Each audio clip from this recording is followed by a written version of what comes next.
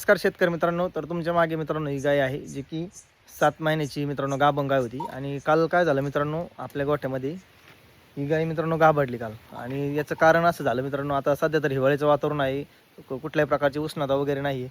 परंतु झालं असं की हिची थोडी ताप वगैरे तब्येत वगैरे हिची खराब असल्यामुळे आणि काससुद्धा मित्रांनो थोडी सुजलेली होती. तर त्याच्यासाठी आपण तिला डॉक्टरांकडून मित्रांनो इंजेक्शन वगैरे दिले.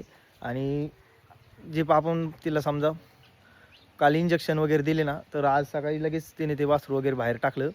आणि काय झालं मित्रांनो, ती 2 महिन्यापूर्वीच म्हणजे आता 2 महिने आधीच ती ताजी तिने वासरू ते जन्माला घातलं. आणि ते वासरूसुद्धा मित्रांनो जगलं नाही. आणि काय झालं की ते आपण इंजेक्शन वगैरे दिल्यामुळे मला वाटतं की ते तिला काहीतरी त्याची रिॲक्शन वगैरे झाली आणि त्याच्यामुळे ती गाय गाभडली असं मला अंदाज वाटत आहे.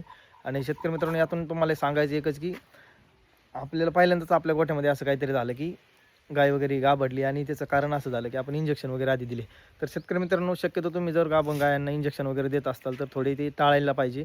आणि आता सध्या मित्रांनो आपण तिला थोडं गोठ्यापासून लांब बांधलेलं आहे. कारण काय होतं, हिच्या जी घाण वगैरे जी टाकत आहे, तर याच्यामुळे दुसऱ्या गायांना काही त्रास वगैरे होऊ नये म्हणून आपण इकडे टाकलेली आहे. आणि मित्रांनो, तिचं वासरूसुद्धा एकदम तयार झालं होतं, त्याचासुद्धा मी तुम्हाला फोटो टाकवतो. तर शेतकरी मित्रांनो, नक्कीच तुम्ही या गोष्टीचं एक समजून घ्या की आपलं गाभण गाय जर असेल तर आपण ही चुकी करावं आपल्याकडून व्हायला नाही पाहिजे. आणि आपण जे इंजेक्शन वगैरे देऊ ते जास्त पॉवरचे नसायला पाहिजे की जेणेकरून ते गायाला काही अडचणीला. आपल्याला पहिल्यांदाच असं झालं आणि आपण ते आता तुमच्यासोबत शेअर करत आहे मी. तर नक्कीच तुम्ही या गोष्टीचं लक्षात ठेवत चला आणि तुमच्या गोठ्यामध्ये अशा प्रकारे कुठली हानी वगैरे होऊ नये याची काळजी घ्या. धन्यवाद.